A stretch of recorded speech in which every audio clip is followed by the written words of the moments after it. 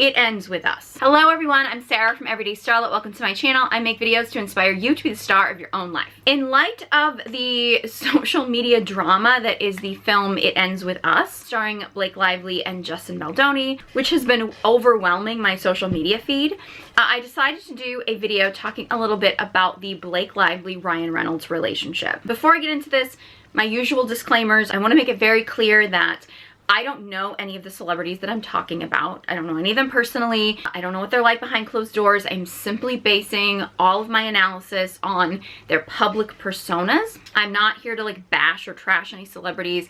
This is literally just about what the celebrities are sharing with us publicly, and really it's not even about them. It's actually about the lessons that we can take from their public relationships, their public persona, and how we can take those lessons and use them in our own lives so we can have happier, healthier lives and relationships. The reason that Blake Lively is in the news right now essentially is because she's in a new movie called It Ends With Us, which is based on a book by the same name. I have not read the book, and I had not heard of the movie until recently when all of this social media buzz was going on. Apparently this is a pretty heavy story about domestic violence. Her co-star in the movie is Justin Baldoni, who is not only the lead actor co-star in the movie, he's also the director, and I believe there's a lot of drama around this movie, but I believe Justin's production company originally got the rights to the book and was originally producing the movie, and then Blake Lively and Ryan Reynolds' production company kind of stepped in and had a lot of financial backing and had a lot of, I'll say, input on the movie.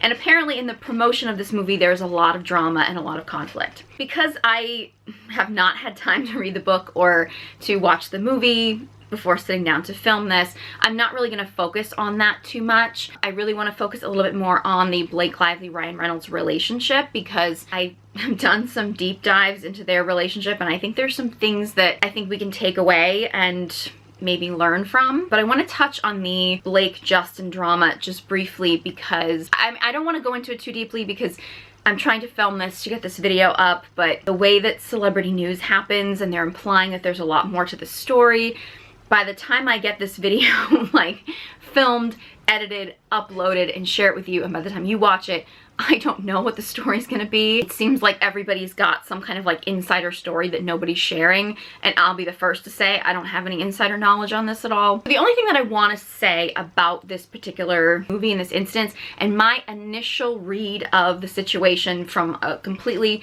outsider's perspective, is I'm not as familiar with Justin Baldoni as an actor. I have seen some of his content in the like self-help space. He talks a lot about men's mental health and things like that, and I do enjoy a lot of that content that he creates, but I'm not as familiar with him as like an actor or director or anything. Something that I want to point out is that there are a lot of people who are making a lot of quick assumptions about Justin because of his sort of self-help, men's help kind of space. There are some people that are assuming because he has this very positive inner work platform that he can do no wrong, that everything has got to be somebody else's fault because he can do no wrong, and they're putting him up on a really high pedestal. And I'm the first person to say the higher the pedestal you put someone on, the farther they have to fall. That's not an insult to him, because I at this point have no evidence that he's, you know, anything other than a good person. However, I'm always leery when people put particularly strangers on social media or celebrities up on a really high pedestal, because again, we don't know them. So again, I'm not saying this to say that he's a bad person or anything like that. I don't know if he is, I don't know if he's not, I don't really know that, I don't know him personally. However, I would just be leery of assuming that he must be a good person because he has a positive message on social media and because you happen to like the way he's promoting the movie or something like that. Like, I would just be leery of assuming that he is, you know, a saint that can do no wrong. I've also seen the opposite of people who are like, oh, men who are virtue signaling or men who are just promoting women's issues or in the self-help space are all just scam artists, and they're all actually the worst people in the world, and that they're the ones you have to look out for. I would just really encourage people in general to understand that the vast majority of people in the world are not all good and they're not all bad. Most people fall somewhere in the middle. We tend to live in our society so much, particularly on social media, media in the extremes. Nobody that you see online, that you see as an influencer or a celebrity or anything, is all good or all bad.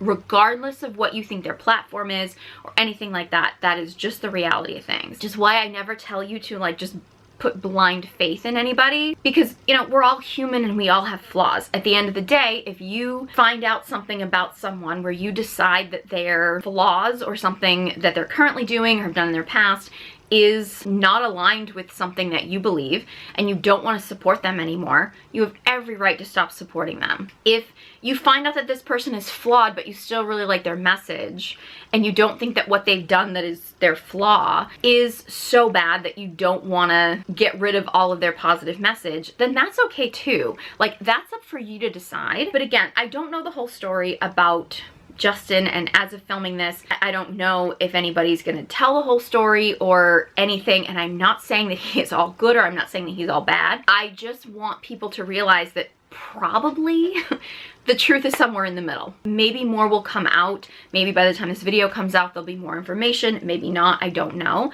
But I just think that there's a general rule, not just about Justin, but about anybody. You have to be really mindful of the people that you put up on pedestals, because we're all human. I just want to make the note about that. I also, you know, one of the big criticisms that I'm seeing right now is the difference between the way that like Blake is promoting this movie and the way that Justin has been promoting this movie. There does seem to be a conflict. Justin seems to be focused on talking about this from a domestic violence awareness perspective, whereas Blake seems to be talking about this movie as if it's like a fun rom-com. And there's a lot of indications that Blake and Justin didn't really get along and didn't really see eye to eye. It's gonna sound really catty, I know. I'm not saying this to shame or judge Blake Lively or to say that I think that Justin is a saint or anything like that, but Justin comes across to me like somebody that sees things in a more complex way, like he looks at things with layers, like he's got more depth. And I'm not saying this to shame Blake, but she doesn't come across, to me at least, like somebody that has a lot of depth to her. I gotta be honest, it's very possible that like this movie with this kind of a heavy subject was just not the right fit for her. When you're somebody who sees things with a lot of complexity and a lot of depth, it can be really difficult to deal with somebody who doesn't have that layer of depth, who is operating on a very superficial level. I don't know for sure if that's what's happening, and I'm not saying that either person is necessarily right or wrong in seeing things this way, but I can see where there would be some issues there when you are someone who's dealing with a very heavy topic, you're taking it very seriously, particularly in the acting world where you are looking at something as a serious actor and you're looking at layers and you're looking at depth and telling a story, and when you're dealing with somebody who's not really capable of that depth, because Blake in the course of her career has never really shown us that she has deeper layers, that she has more depth to her, that she has more complexity. And I'm not really saying that as a criticism. You know, we all have our own way of being and stuff. You know, some people have more depth and complexity and some people live more on the surface, and there's not necessarily like a right or wrong thing. It just seems like there's going to be an incompatibility there with somebody who's trying to tell a story with more depth and complexity, and then having somebody who's looking at things from a more superficial level. I can see where that would be a conflict. But I have found it very interesting that Ryan Reynolds, Blake Lively's husband, who was actually one of the producers, it was Blake and Ryan's production company that was kind of co-producing this movie. So he was involved in the movie, he just wasn't in the movie. But that Ryan has been doing a lot of promotion for this movie, which did strike me as a little odd, and it got me thinking a little bit more about the Blake-Ryan relationship, and that's kind of what I want to dive into here. I knew that Blake and Ryan were together. I knew that they were somewhat controversial, but I hadn't really paid too much attention to their relationship. I haven't really paid too much attention to either of their careers, to be honest. I don't actually know if I've ever seen Blake act in anything now that I think about it. I don't think I've ever felt called to watch anything that Blake Lively was in, now that I'm thinking about it. I do love her red carpet looks. I've always kind of liked her style, and I've never really been somebody that had anything specifically like really negative to say or think about Blake Lively, although I have done a little bit more of a deep dive into her career and I've got some thoughts. But overall, I haven't really thought too much about her, to be honest with you. Other than the fact that when she's on the red carpet, I usually like her looks. And you know, for some people in Hollywood, that's all we ask of them, you know, to walk on a red carpet, look nice in an outfit, and that's it. We don't really expect anything more. With Ryan Reynolds, like, I have seen him in a few things. I've enjoyed some of the things I've watched with him as an actor. I never really thought too much of him as a celebrity, so to speak, because I haven't really seen too much as far as controversy, but after digging a little bit deeper into their relationship, I'm like, okay, there's some red flags going on here. I actually listened to a podcast when I was trying to research Blake and Ryan's relationship. There was one podcast that kept coming up that everybody said you have to listen to, and that was Beyond the Blinds podcast about Blake Lively. And basically they talk about blind items. If you're not familiar with blind items, I don't dig into them too deeply, but they're basically like these stories about celebrities, and they'll give little clues as to who the celebrity is, but they don't like come right out and say the celebrity name. And then people kind of fill in the celebrities that they think apply to the blind item. They're really kind of like one step above gossip, ironically, because we're talking about Blake Lively, the Gossip Girl. I don't really dive too much into blind items or anything. Sometimes if I hear them, I'll listen to them. But this whole podcast was like an hour and a half of blind items about Blake Lively. And that is the most attention I have ever spent on blind items before. And again, they're rumors. They're all speculation. So I'm not saying any of them are true, but a lot of them do line up very neatly into the storyline of her career. Compared to a lot of the timelines and things that I've looked into when it comes to not just Blake's career, but also Blake and Ryan's relationship timeline, it kind of adds up. And it's looking like Blake Lively essentially slept her way to the top in Hollywood. Pretty much it looks like she's had some affairs that I guess a lot of people knew about, but like somehow it gets hidden away. Like apparently a pretty long affair she's been having with Ben Affleck. I have an analysis of the Ben Affleck J-Lo relationship. I know everybody wants to bash J-Lo right now. It's really popular to bash J-Lo, and you know, love her or hate her or whatever. I'm not sitting here trying to defend J-Lo by any means. I just think Ben Affleck is just such a scumbag. And supposedly he was having a pretty long affair with Blake Lively while he was filming The Town with her. Again, this is all alleged. So there's that, but also apparently there's a lot of evidence that Blake Lively was fooling around with Leonardo DiCaprio, another winner, while he was in a relationship with Bar Raffaelli, I think was her name. She was kind of like the model after Giselle. And clearly Leonardo DiCaprio is no saint. And I've mentioned this before, I don't really think he's straight, but whatever, that's a whole other speculation. But also it's looking like Blake and Ryan Reynolds very likely started their relationship while Ryan Reynolds was still married to Scarlett Johansson. And there's a lot of ties to Blake Lively and Harvey Weinstein and how Blake Lively kind of got on TV and in movies in the first place. There's a few things I want to dive into in this topic because there has been a lot of buzz now because of some people in the media about women sleeping their way to the top. And I have talked about this in some other videos about, you know, I firmly 100% believe the reason why I'm not a famous comedian, because I was a comedian for 15 years, is because I wouldn't sleep with people to get to the top. Now there's a lot of people who will throw out like, well, you just weren't funny enough, but yet there are actually people in the industry who have come forward and said that they only put female comics on shows who were basically willing to sleep with them. And so I'm like, well, so there are men who are admitting that they gatekept opportunities from women, but then if a woman isn't famous because she's like, well, I wouldn't give in to the gatekeepers, all of a sudden it's like, well, you just weren't good enough. Like, there's such a hypocrisy there. And I know there's gonna be women who are gonna say we shouldn't blame women for sleeping with men to get ahead. We should blame the men for gatekeeping opportunities. And I agree with that to an extent, because the reality is, if as women we wait for men to learn to not exploit their power over us, and we keep giving in to them because they're like, well, this is the only way we can get ahead, so we need to fix men and get men to not keep the opportunities and expect sexual favors for more opportunities, we're gonna be waiting forever. Like, men are not gonna wake up and realize that, especially if women give in to them. So as women, we need to say, no, we will not give in to sexual exploitation, and we will not sleep with men in order to get these opportunities. Because every time a woman gives in and sleeps with a guy to get some kind of an opportunity or to move up in the business or something, she then sets the precedent. Then that man now thinks that, okay, well, this woman was willing to do this, so I'm gonna make every other woman do this because she's now said it's okay. Should women be the ones who are required to make men act right? No, men should of course figure out how to act right themselves.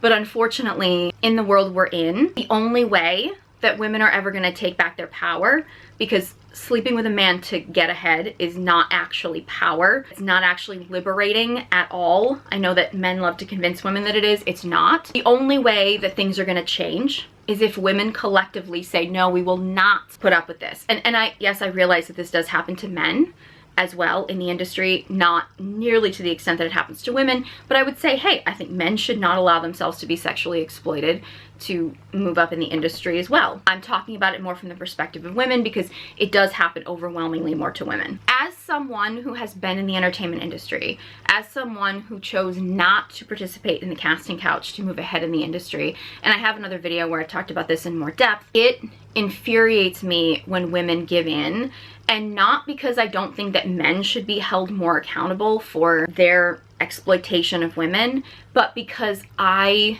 know that that's not going to change as long as women keep letting themselves be exploited. I wish it wasn't the case. I wish it wasn't true. Unfortunately, it is. So when I hear women who sexually exploit themselves to get certain opportunities, it infuriates me because it sets the precedent that that's the only way that women can succeed. So women basically have a choice between being willing to sexually exploit themselves or simply just not getting the opportunity, and I just don't think that that's the world that we should live in. Immediately when I started hearing about some of this stuff when it came to Blake Lively, and again, it's all speculation, but I really lost a lot of respect for her. And I know people are gonna say, well, what about the guys that actually exploited her? I never had respect for them in the first place, so you can't lose something you never had. There is a lot of evidence that particularly early on in Blake's career that she was pretty much willing to do anything to move ahead in the industry, and that seems to, speculation, but it seems to be sleeping with men who were married or in committed relationships. Now, as I've said before in other videos, like, I have a zero tolerance policy for infidelity, and again, I don't know if any of these relationships were consensually open relationships or anything like that, so, you know, that's a whole other story. I have a zero tolerance policy for infidelity. Everybody has their own feelings, thoughts about infidelity. You're entitled to them, and I always believe that it is always 100% the fault of the person in the relationship who cheats and steps out of the relationship that is at fault, because I don't believe it's anybody else's responsibility to protect your relationship other than the people in the relationship. I know it's really easy to blame the person who seduced the person in the relationship or something like that.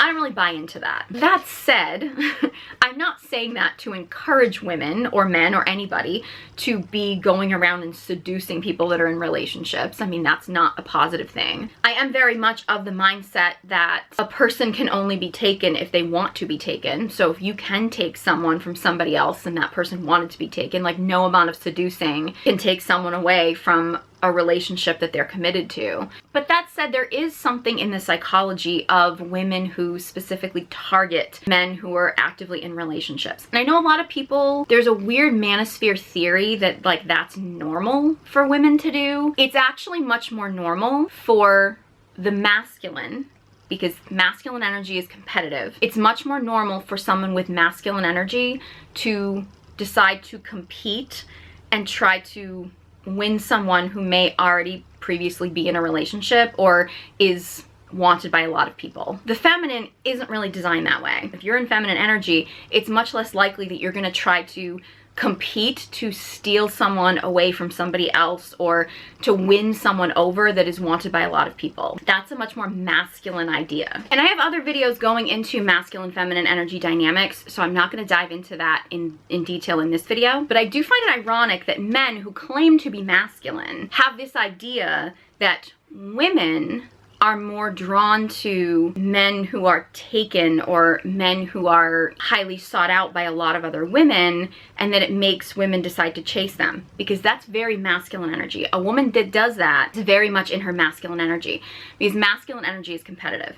A feminine woman is not going to have any interest in taking a man away from somebody else, because the feminine is all about community. It's all about sisterhood. So the idea of taking a man from somebody else is not even going to enter her head. Whereas a masculine man is going to be more driven to see a woman that is in a relationship with somebody else, or maybe is highly sought out by a lot of other men. They're going to see her as like a prize, and they're gonna try to compete for her. And it always boggles my mind how in the manosphere they flip it. For guys who claim to be all about masculinity, they don't realize that it's masculinity that is going to drive a man to compete. He's not gonna want to hide a woman away or ignore a woman that has a lot of attention from other men, because he's gonna have that drive to compete. If they meet a woman who is trying to take a man away from another woman, or try to get a man who is highly sought out by other women, that's her masculine energy. Like, she's operating in her masculine energy, because a feminine woman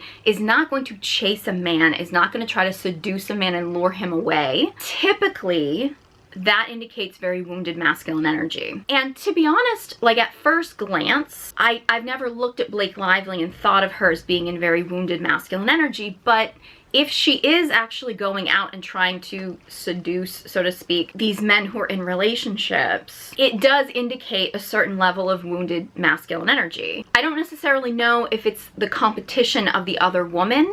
It seems more like it's the doing anything to achieve success. So she's willing to sleep her way to the top, which would be very wounded masculine energy of like trying to sort of use people, so to speak, when in reality she's allowing people to use her, but she's choosing to do that because she's trying to get to a certain place in her career or a certain level of fame. And I know that that seems strange, but the stories that I'm hearing about her interactions with Ben Affleck, like Ben Affleck is classic wounded feminine male, like classic. So it would make sense that a wounded masculine woman would pair with him. If you are a woman who finds yourself constantly attracted to or drawn to or trying to kind of like steal or seduce a man who is currently in a relationship, that's your wounded masculine energy talking. And that very often is actually a masculine shield. I have several videos talking about the masculine shield and how that can show up in women. And this is actually another way I didn't really touch on in the other videos. But if you're a woman who's constantly looking to take a man from another woman,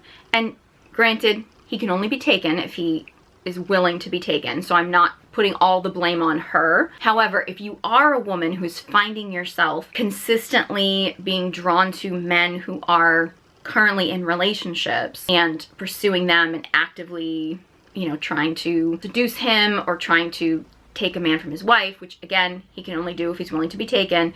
But if you are a woman who's finding herself in that pattern, it's very often a protective shield. There's always a barrier there, right? Like, it's like you're trying to win this person, but in reality, a part of you knows if you get this person, you're not really gonna want them because you've just won someone who's willing to cheat on their partner. And you may like temporarily get like a hit from like kind of getting this person, but you're always gonna have that in the back of your mind, like, if I could take him, then couldn't somebody else take him too? Like, you're not actually getting something good if you're trying to do that. But oftentimes it can be a protective shield if you're afraid of intimacy or afraid of commitment, because at the end of the day, you're going after somebody who technically already has a commitment to somebody else. There's multiple reasons. Obviously, in some cases, it's just because you're trying to get something out of them that has nothing to do with relationships or commitment, but it can also be a protective shield of, okay, this guy's in a relationship or this guy's married or something, so he's like unavailable, so I get to have a connection with him, but it's only gonna go so far. Like, there's only gonna be so much there because it's taken. So it's a way that you can block yourself off from actually having to be like open and in an intimate relationship because he's already taken. It's that like trying to get the unavailable because you're actually the one who's unavailable, and you never actually have to fully step in and commit to a relationship because you're always with a person who has a commitment somewhere else, if that makes any sense. I mean, there's a lot of variations and different reasons why this can happen. And again, I still always put the blame on the person who cheats, but I do think if you are someone who is finding yourself very attracted to or pursuing people that are in relationships, it might be safe to ask yourself why you're doing that. Because at the end of the day, it's never gonna work out well for you. So Ryan Reynolds was well, he was engaged to Alanis Morissette. He married Scarlett Johansson. So he's had his own history of celebrity couples, which, as I've said before in other videos, all celebrity couples are PR. Now, that's not to say that some of them don't actually like each other, that some of them aren't actually in relationships and don't actually connect in real relationships or things like that. But what we see of celebrity couples is always PR. There's always some kind of angle. It's always some kind of strategy. Like, what we see is always PR, whether they actually like each other in person or whether they don't. In many cases, they don't. In many cases, I think a lot of them aren't even straight. Whole other conversation. But Ryan has had his share of celebrity couples. Ryan was married to Scarlett Johansson, and when they split, Scarlett Johansson has said that she believes part of the reason for their split was because, you know, Ryan wanted kids and she wasn't ready for kids, that her career really kind of blew up and he was jealous that her career was more successful than his. Again, this is her perspective on this.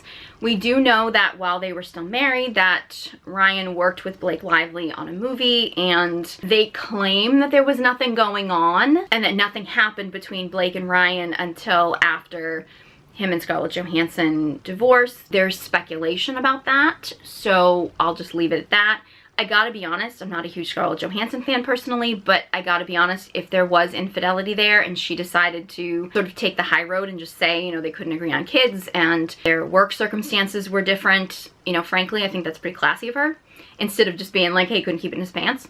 Whatever. But the fact that in their relationship that Scarlett Johansson sort of basically said that Ryan didn't like that her career was doing better than his and he was jealous of her career. And I have to be honest, and again, this is all speculation, but my read of Ryan Reynolds is he always wants to be the center of attention. He wants to make everything about him. He's just that kind of guy, which is not shocking for a Hollywood actor. Like, it's not like that's like a weird character flaw. I mean, it lines up with what he does for a living. However, that's not going to be a great guy to be in a relationship with. It's really not. Not to say that you couldn't be in a relationship with a guy like that, but especially if you're somebody else who also has a very high profile image and that you like attention and things like that, it's going to be a really hard thing to balance because there's always going to be that competition there. To be honest, I think it makes a certain amount of sense that Scarlett Johansson does strike me as somebody who doesn't like to be told what to do. Not necessarily that I feel like she doesn't seem necessarily like somebody who's like always in the media and like always fame hungry, at least my read of it. You know, she's obviously a celebrity, she obviously likes the attention, but she doesn't come across to me like somebody who needs to like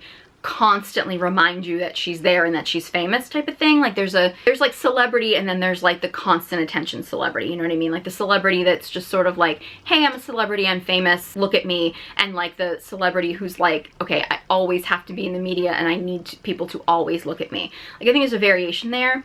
She strikes me as more of like a regular celebrity person as far as that kind of attention goes. Could be wrong though. I haven't actually done a lot of deep dives and I probably would have said that about Blake before I made this video. So maybe if I dove more into Scarlett Johansson, I'd think differently. I don't know. But Ryan definitely strikes me as somebody who needs to make everything about him and always wants to be the center of attention. And I think at first glance, I was kind of like, okay, Blake is not really, she did Gossip Girl for a while, which was TV.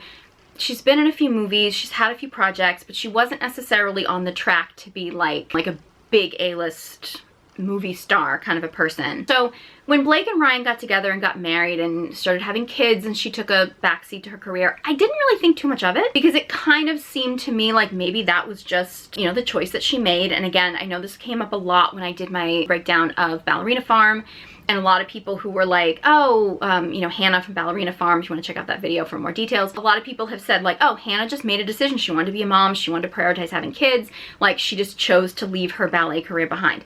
And maybe that's possible. Like, I don't know. And I'm not saying that she regrets it. I'm not saying whether she was right or wrong for making her choice. For me, in that situation, the red flag was that she had such a serious, strong goal that had been like a lifelong goal and had been a focus, and she was working towards that so hard. And that all of a sudden, she just changed course and threw everything away and went for a different life. And it's not to say that that's not possible. It's not to say that people don't change their minds. But when I see young girls, like I would say like the late teens, early 20s range, where they make really snap decisions that change the whole course of their life, an alarm kind of goes off in my mind. Like, okay, something's going on here. Like this seems strange to me. So again, not saying anyone regrets their choice. I'm not saying that choosing to be a mom or things like that is not a legitimate choice. But when you see someone make that shift like that, I'm always a little skeptical. I didn't know as much about Blake and her career, but after having looked into it, it does seem like Blake was like really fame hungry early on in her career. She wasn't necessarily good enough to get a lot of major roles, but she was basically like doing all the things and all the people that she needed to do to get fame. Like, she was very fame hungry, it seems like. And the fact that she married Ryan and then all of a sudden there was that shift where she was kind of like took a back seat to him and decided to have kids and stay out of the spotlight a little bit more. It's not quite as a dramatic shift as like, say, the ballerina farm situation, but it does kind of send up a signal as to like, okay, did she really make the decision to decide to have kids and to stay at home and raise the kids, or was she pressured into this, or was there something else going on? You know what I mean? And again, I'm not telling anybody that there's a problem with choosing to decide to be, you know, a stay-at-home mom, to choosing to have kids, to choosing to prioritize family over career.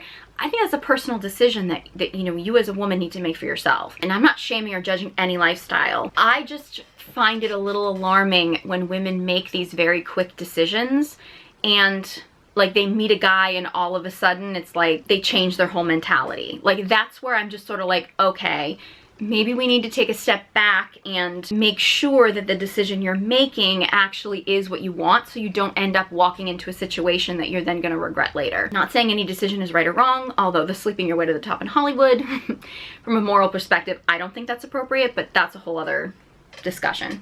I know people are gonna say I'm slut shaming, but frankly, it's not really even just about that. It's the fact that there are men in the world that are just disgusting men that get what they want from these women that actually infuriates me more. It's like, ladies, can we please stop giving men who do not deserve access to our bodies?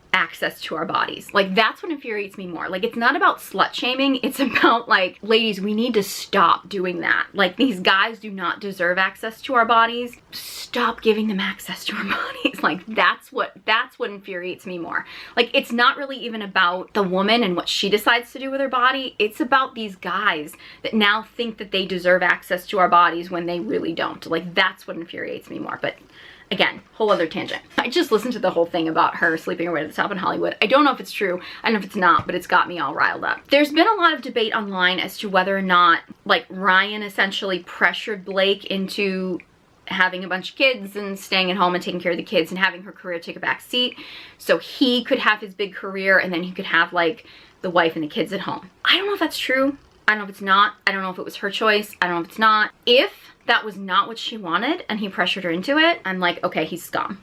If that's not what actually happened and this was her choice and she really wanted to have a family and she wanted to prioritize being a mom and, you know, have her career not be the main focus and then have his career be, you know, the main focus while she's raising the kids and stuff, like, if that was a decision they made together, by all means, no problems with it. If it wasn't and she was manipulated into it, then I think he's scum. Like, that it is what it is. I'm a little leery of the age gap. It's not an insane age gap for Hollywood.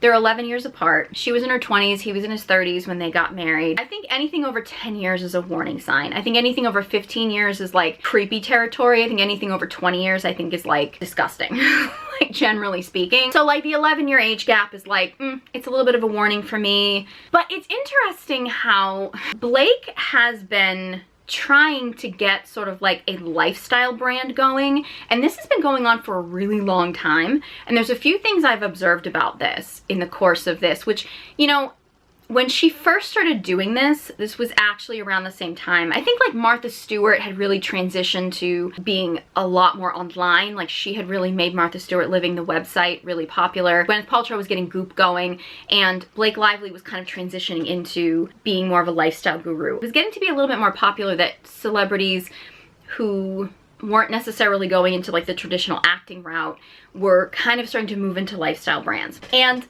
that brings me into another thing that I find really phenomenal about Blake and Ryan is, so I remember in real time when Blake was first set to launch her first like lifestyle website, and at the time, I really liked her style, so I was kind of really excited about her starting that lifestyle website. She started it and it was a mess. I cannot remember the name of the site. When I tried looking it up, all I could hear about were some other sites she did after that.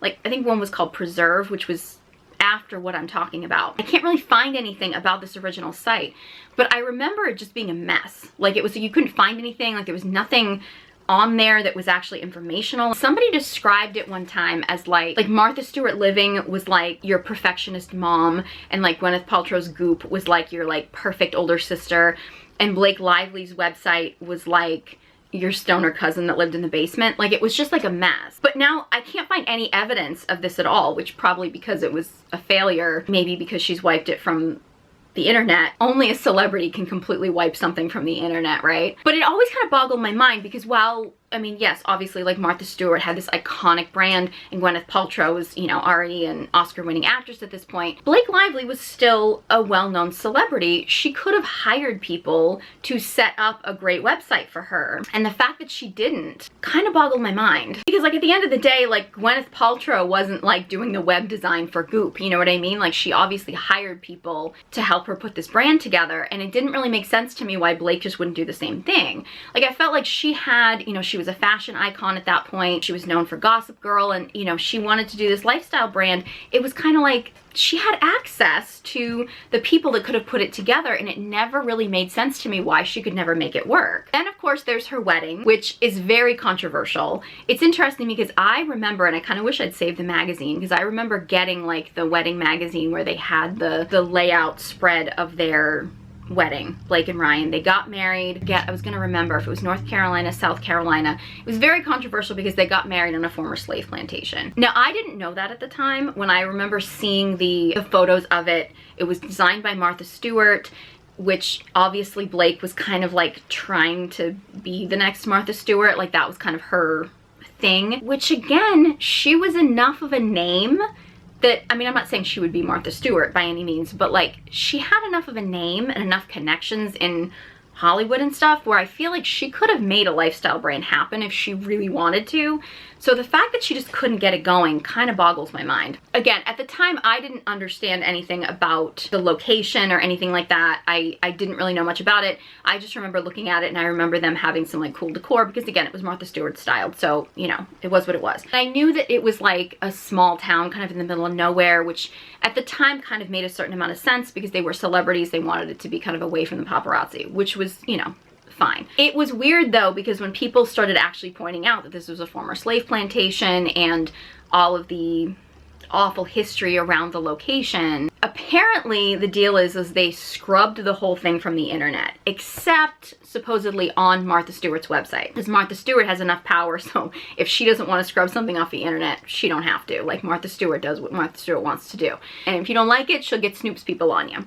That's how it works. Watching the two of them at the Olympics has been like the highlight of my week, I gotta be honest. I love them as a couple, like, I gotta be honest. I mean, they're not really a couple, but like, I love them together. So apparently the only actual photos you can find of, although I haven't actually checked, but apparently Blake and Ryan have managed to like wipe all evidence of their wedding other than the Martha Stewart connection from the internet, which again, I find interesting that they've managed to like scrub everything from their past that didn't work from the internet. I feel like it's like they're powerful enough to make that happen in Hollywood, but they weren't powerful enough for Blake to actually like have a team of people that could get a lifestyle brand together to actually make it work and make it successful. Like, it's weird to me. And apparently like they never addressed their wedding drama until like many, many years later, and they kind of made a reference to like that they, I guess, kind of played dumb about it. I would think even if they didn't know what they were doing, like, because they don't strike me as intellectuals, to be honest, but even if they didn't know, like, they have access to PR teams, they have access to enough people around them, enough handlers around them to be like, hey, is this wedding location gonna become like a really offensive story down the road?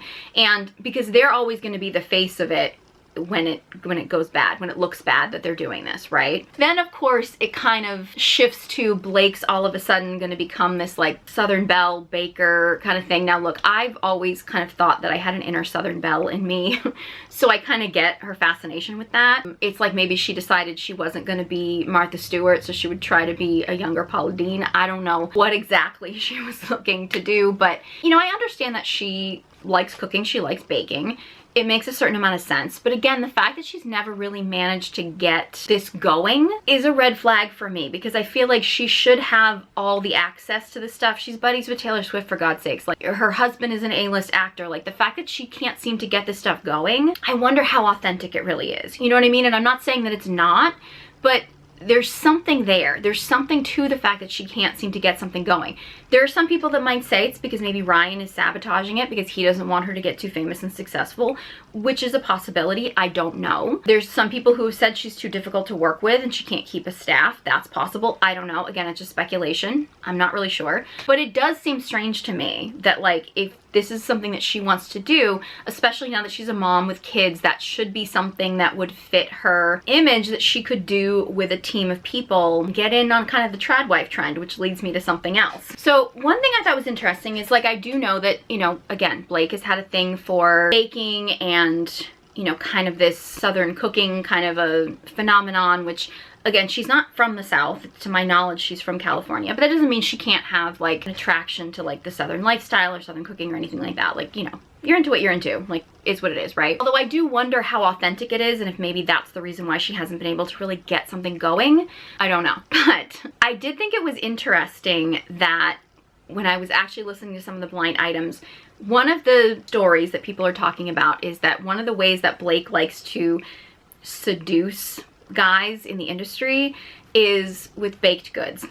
And so, like, there's rumors that she would like go to set with Ben Affleck and like bring baked goods, and then she would be sleeping with her co-star, whatever. Again, it's speculation, I don't know. But I have some thoughts on this. For one, if you're interested in a relationship with a man, do not bake for him too soon. I know there's this whole myth of like a way to a man's heart is through his stomach. Do not bake or cook for a man too early in the relationship. Not a good idea. Like I've mentioned before, I was a recovering pick-me girl, and I had a tendency to, like, if a guy told me like what his favorite like cookie was, or if a guy told me he had a favorite dessert or something like that, like I would like bake something for him and be like, hey, look, here's what I baked for you. You said these were your favorite. And it always freaks them out. And I didn't realize it at the time when I was younger, but it screams doormat. Like, it screams doormat. And this is coming from somebody who I like baking. So I didn't do it just to win them over. Although if I'm being honest with myself, I was trying to impress them. Because I did, when I was younger, feel like I needed to like be doing something all the time to impress a guy, which does not work. It might get you a guy, but it's not gonna get you a good guy. I mean, I actually enjoy baking, so it wasn't like, oh my God, I have to slave in the kitchen to try to win this guy over. Like, I was just sort of like, hey, he said he liked oatmeal raisin cookies, so I'm gonna bake him oatmeal raisin cookies, you know what I mean? Like, that was more like, oh hey, I'd like to do this and I want to do this for him. It's not the way to win over a guy. Don't do it.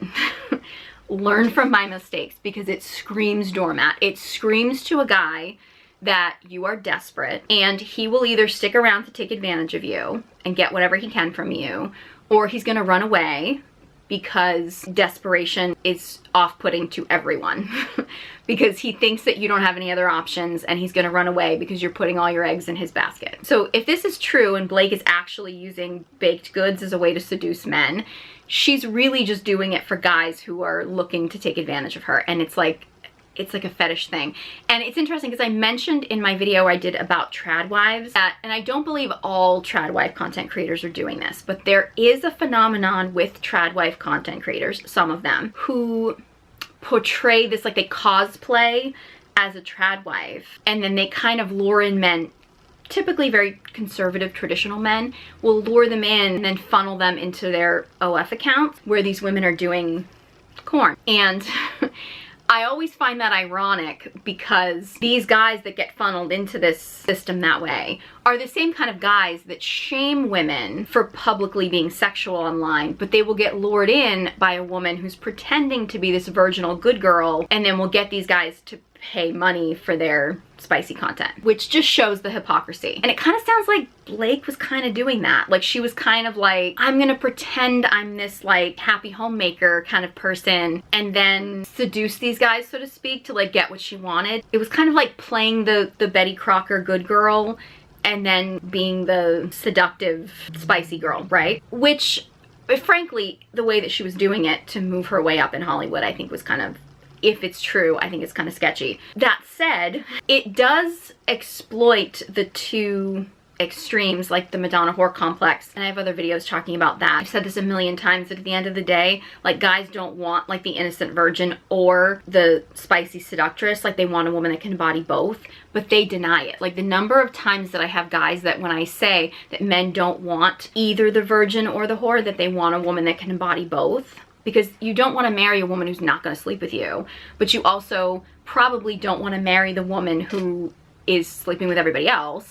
It's the lady in the streets but the freak in the sheets kind of a thing. But when I say it, guys are like, you don't know what men want. And it's like, it's not rocket science. Like, it always boggles my mind when like, you don't understand men. It's like, you guys are not that complicated. Like, it's not that difficult to understand men. Like, really, it's not. That whole idea of like Blake with the baked goods and trying to be like the good girl and then actually sleeping around with everyone in Hollywood, and that weird dichotomy, like, again, it's giving like the original like Tradwife porn star thing, you know what I mean? Like, that's, I don't know, again, this is all speculation, but that's just what it's giving to me. And as much as, yes, I think that Ryan always needs to make everything about him, and I think Ryan needs to be the center of attention, and I think he always wants to be the star of the show, and he wants to take the attention, and he doesn't want Blake's career to be bigger than his, and I do think he's probably suppressing her career to a certain extent because he wants it to be all about him. As I mentioned in my Big Sean Janae Aiko video, if a man knows a woman's reputation beforehand,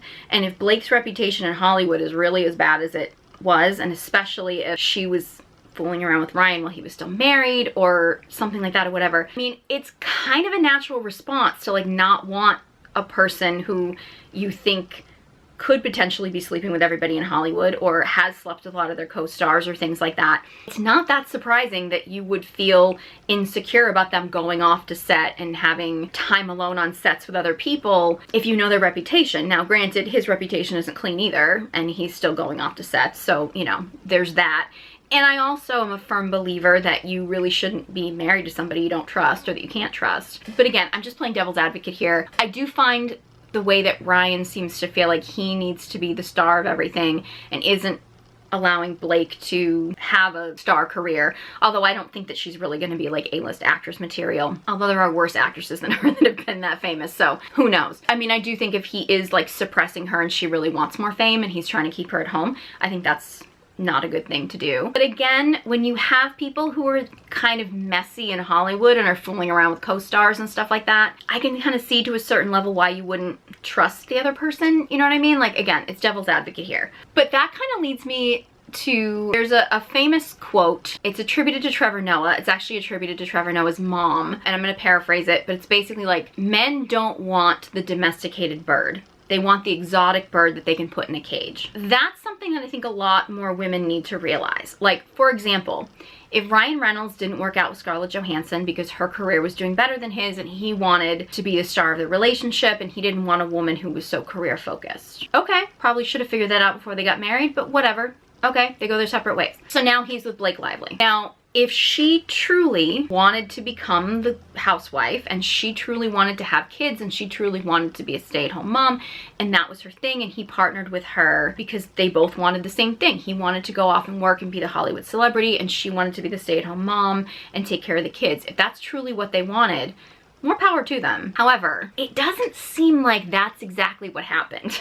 It seems like Blake really wants fame. She's always wanted fame. Maybe she wanted kids and a family too, I don't know. It's also possible that because she kind of wanted a lifestyle brand, that maybe she chose to have kids and a family because it would look good for her lifestyle brand. That's a possibility too. I don't know. It doesn't seem like it's helped her lifestyle brand at all, but who knows? But the reality is that Ryan Reynolds could have found, I mean, there's tons of women in the world that would be more than happy to be a stay-at-home wife and mother that didn't want celebrity, that didn't want fame. right? That, you know, was just a regular person. Because there's a lot of celebrities out there that marry people who are just regular people. Matt Damon married a woman who, you know, she stayed home, she raised her kids. She wasn't interested in being like in the spotlight or being a celebrity or things like that. I just saw an interview with Rob Lowe recently. I'm pretty sure his wife is like, she was like a makeup artist in the industry, but she's not someone who's looking for a celebrity. Like, there's a lot of women in the world who are not celebrities who'd be more than happy to stay at home, raise a family, like that's their priority. Unfortunately, too many men that want a woman that will do that don't pick the woman for whom that's their goal. They pick the woman that has the drive, the ambition, that wants to be a professional ballerina or wants to be a movie star or wants to be something other than being a wife and mother. And he tries to make her into the wife and mother. It's like when guys always say, I mean, this is a crass way of putting it, but like the guys that are like, you can't turn a hooker into a housewife, but they keep trying to pick a hooker and make her into a housewife. And then they're like, disappointed when it doesn't work. And I know that's a crass way of putting it. I'm not trying to shame hookers or anything like that. But it's true. Like, there's plenty of women in the world who are women who aspire to be mothers, who aspire to be full-time moms and things like that. But unfortunately, those guys don't go for that. And in Ryan's case, it seems like what he's done is picked a woman who, I mean, let's be real. Blake looks good on his arm. I mean, let's be real. He picked a woman who had a, you know, a level of fame, had a look, had an image. She was a fashion icon, and he decided to essentially put her in a cage. Now, I don't know if some of that was her choice. Maybe it was, maybe it wasn't. I don't know. But it seems like if that's really what he needed, if he needed to be the star, he could have picked someone who was not a celebrity and not famous. But he chose to pick someone who had fame and celebrity and kind of like keep her less famous than him and not really allow her to have a career. Again, this is speculation. I don't really know, you know, how much control he has, but it looks like on the surface, like he's taking a lot of control. And the fact that she's got this movie out and he's doing so much promotion for it, that he was involved in the production. Granted, it was partly his production company, so I understand, but like he had to be involved in the production. They're going on about him being involved in the writing. It does seem like he's having to insert himself in her projects a lot more than I would say is probably normal. And I'm usually really skeptical of couples who start working together a lot. Like, I'm not saying that like Hollywood couples or celebrity couples or influencer couples or whatever, you know, should never work together or anything like that. But like when couples, specifically like celebrity or high profile couples, start doing a lot of work together, I find that to be a red flag. And I don't know if that's maybe because they're trying to get like every last bit of their coupledom like out of the way before they decide to make a split, and it heightens the split drama. Sometimes that's true. I don't know if it's maybe like a last ditch effort to try to save a dying relationship. I don't know if it's because they've just gotten to a point where they've both slept their way to the top in Hollywood and they don't trust each other to work with anybody else. Like, I don't know, but I always see it as a red flag.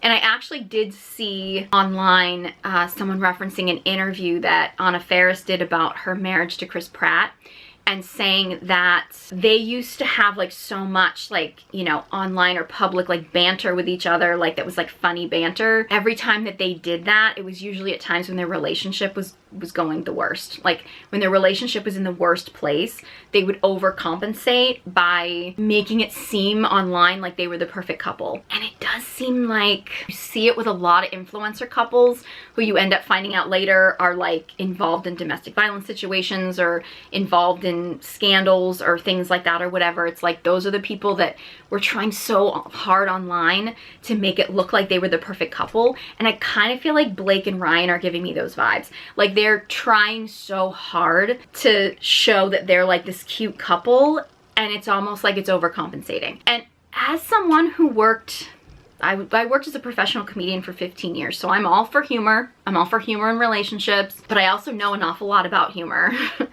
And when you see couples like constantly jabbing at each other and constantly kind of like publicly insulting each other like to be funny and cute, there's usually truth in there. Like most humor and most jokes, there's truth in it. I'm not saying that having like fun couple banter can't be like a fun thing that you guys do, but if they're constantly like digs and jabs at each other and hidden with humor, there's truth in there and there's a problem. And the fact that they're doing it so publicly, I think is a warning sign. I think there's a sign that there's trouble, because I think there's overcompensation. Like this idea that they're like a cute couple and they're trying to prove to everyone they're a cute couple, I think that's usually a warning sign. I always find that couples that try too hard to make themselves look publicly like things are perfect or like they're cute or something, usually hiding something. Again, the whole thing with Blake's movie, maybe more information will come out after I film this, but again, it does seem like I did hear that this movie was actually supposed to be out like earlier in the year and they had to push it back so that now its release is so close to the Deadpool release, so it's like been a weird overlap in marketing, which makes no sense because they're two totally different audiences. But like the fact that Ryan is like so involved in the promotion of Blake's movie, which I know some people may interpret as being a supportive husband, but it's coming off like he's trying to make this movie, which is ironically about a woman who's in an abusive relationship.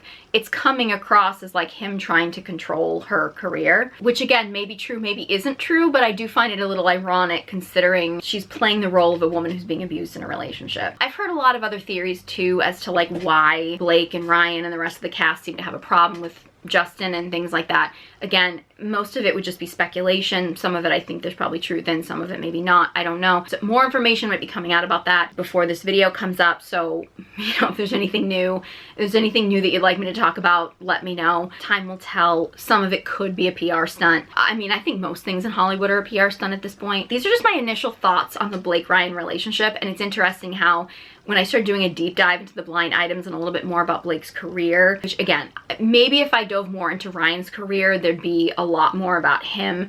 I focused a little bit more on Blake's career because that's what I did more information on. Again, initially I was kind of like team Blake and really skeptical of Ryan, and now I'm kind of like, ooh, I feel like they're both kind of messy. I gotta be honest.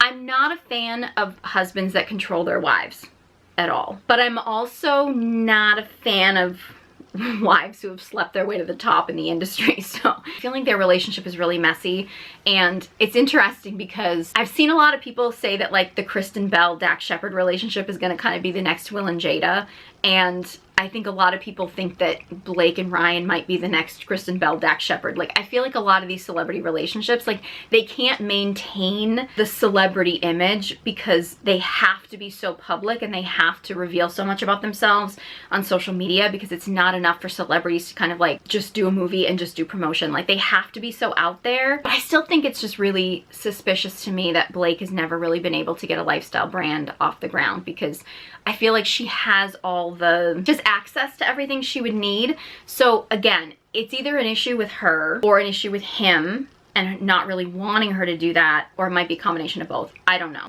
I don't really know where to put my emotions. But anyway, at one point I was actually excited about her starting a lifestyle brand, and now I'm kind of like, okay, I'm over it. But their ability to wipe things clean off the internet is actually kind of impressive. I think there's a lot of influencers out there that probably could use some tips from them on that. But anyway, I know this was long and I probably just scratched the surface on their relationship, but I just kind of want to get this out there with some initial thoughts on their relationship. More may come out as the drama with the movie comes about, but anyway, these are my initial thoughts. If you have any other thoughts on the Ryan Reynolds Blake Lively relationship, anything about the movie It Ends With Us, which again, I haven't read the book or watched the movie yet, so if you guys recommend that, let me know. Any other thoughts on this topic or any other video requests, let me know. Leave a comment in the comment section below. Like, subscribe to my channel. Any engagement helps to really boost this in the algorithm so my message can get out to more people. Again, it's not really about celebrity couples. This is actually about the lessons that we can learn and take into our own lives so we can have happier, healthier relationships. If you want to learn about connecting to your dark feminine energy, I have the Dark Feminine Energy Guided Journal. Check out details in the description box below, along with links to all my social media accounts and courses, masterclasses, everything like that. Thank you so much for watching, and I hope you join me next time.